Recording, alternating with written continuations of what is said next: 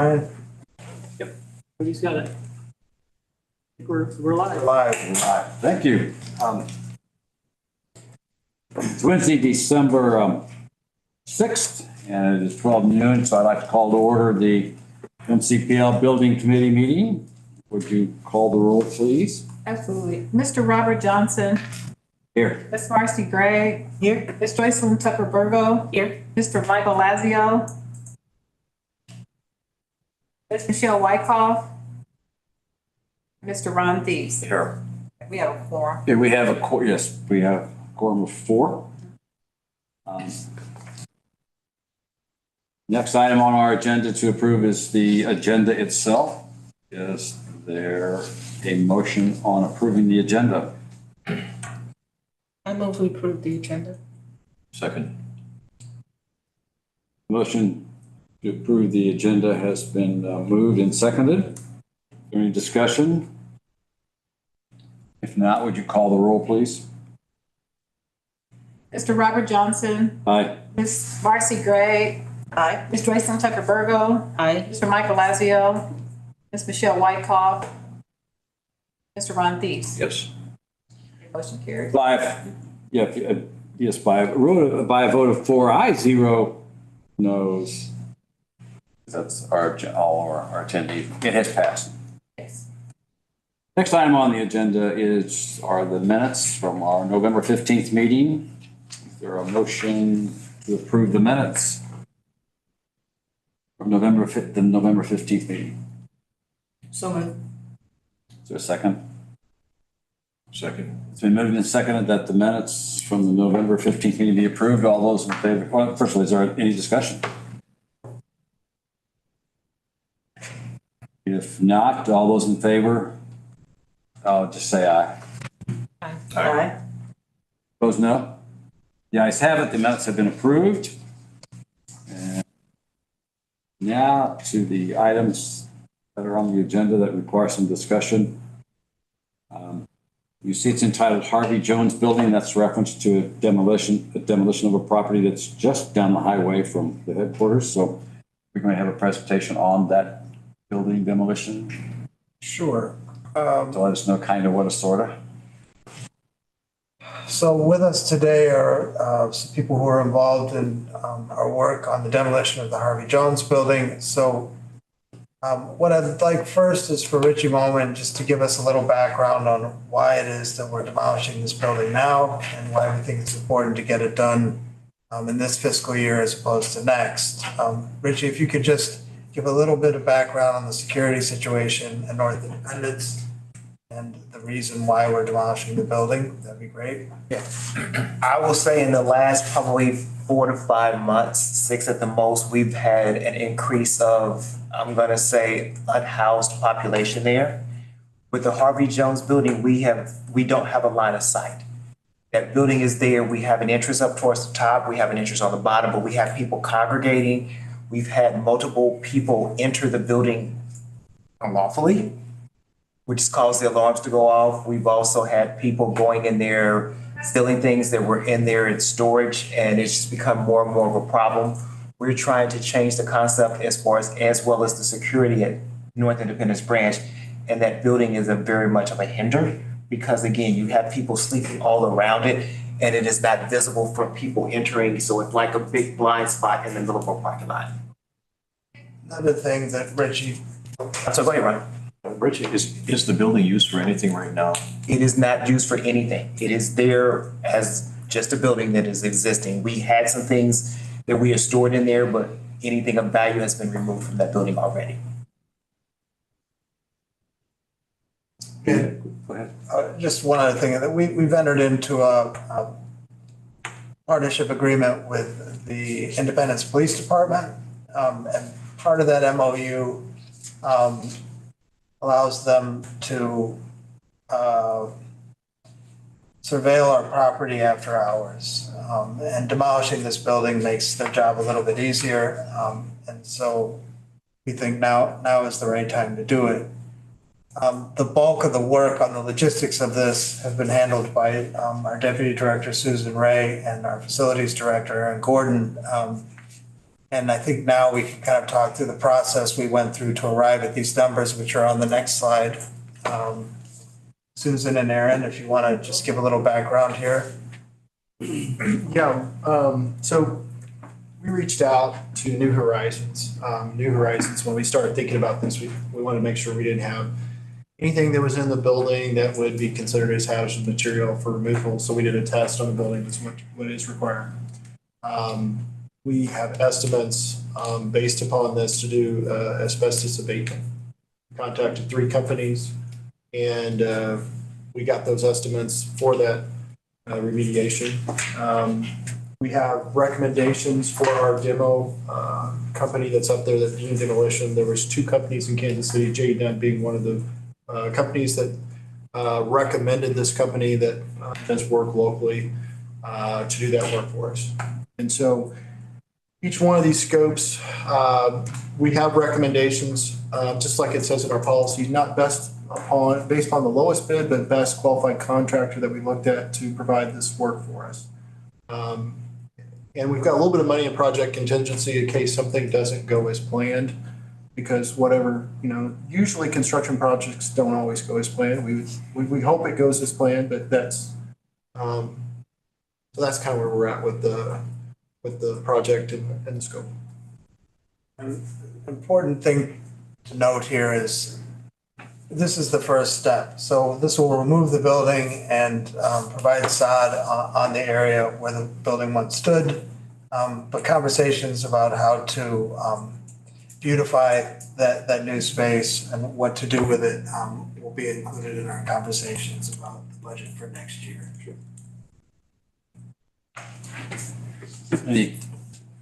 I've been at the library. I'm familiar with the layout of the building and the location to our library building itself. And yeah, I'm sure there are line of sight issues. Do we have, I think it should be demolished, but do we have any immediate plans for, not immediate, but future plans within the next 2 or 3 years of use of that ground? It doesn't, we don't have to have anything. Put a ballpark there or whatever. I have ideas. Softball fields. Yeah, ideas, but I think it's a larger discussion on how that space is used, or if, more green space could be allocated to the front of the children's section and what that would look like. But to do that, we really need a landscape designer to help us think about. It's a nice, it's good land area that sure will be available.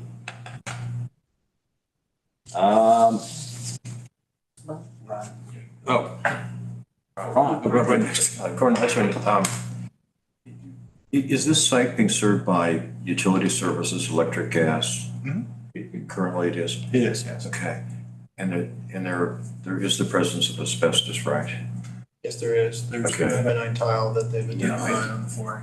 I guess my only thought would be, considering that there's electricity, gas leaks, asbestos, it's almost like a kind of classic attractive nuisance that could have tremendous exposure for the library if you don't get rid of it.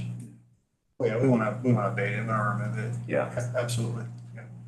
good. And, New Horizons has been the one that's done this work on all of our work packages. They've done a lot of work for us over the years. So, But thank you. From my recollection,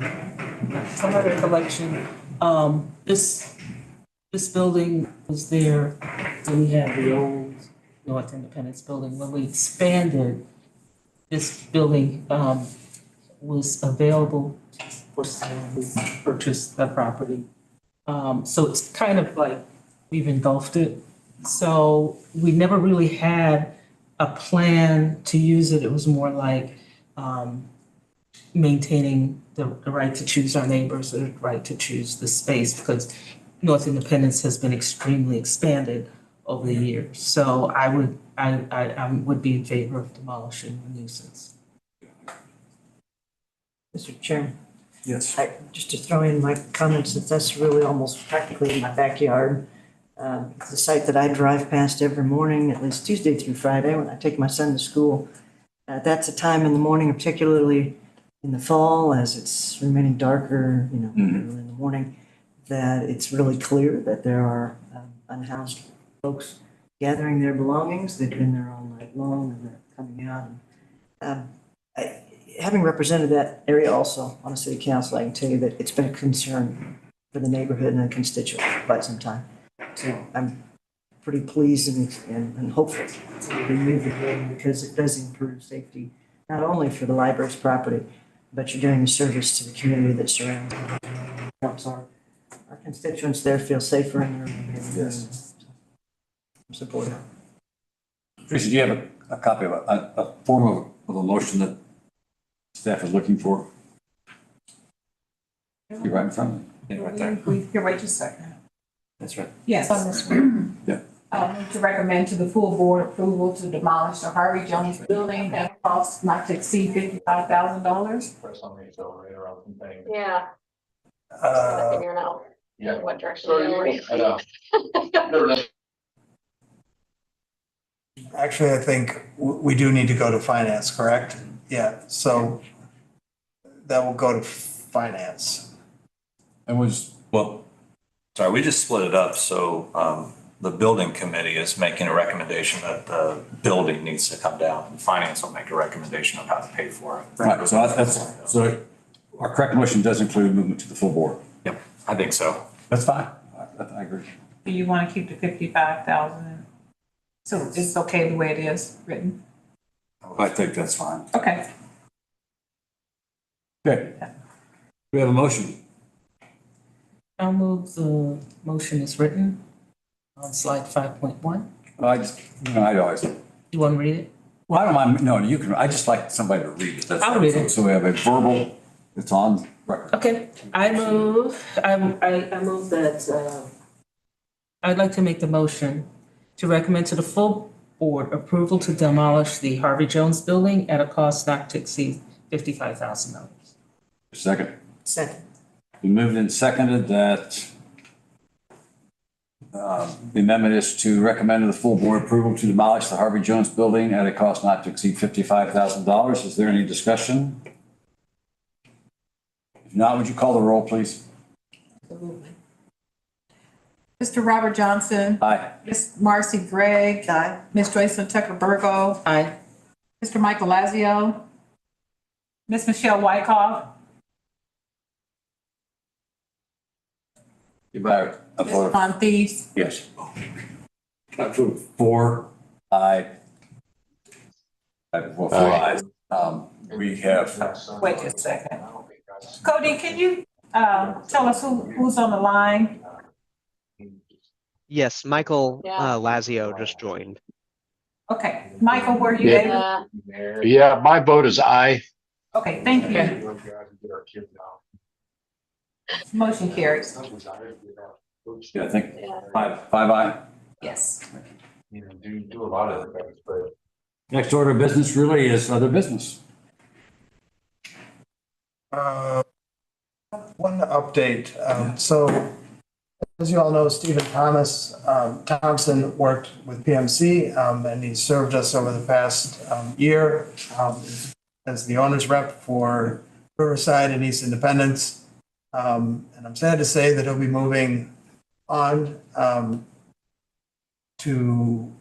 he's got another opportunity and he'll be moving on. And to replace him is a guy named Stephen Boyd, who Ellis Katz and I interviewed and gave a tour to this last week. Stephen Boyd is based locally. He has extensive experience as an owner's rep, and we'll be bringing him on. And so you will be talking to a new Steve in the month of January.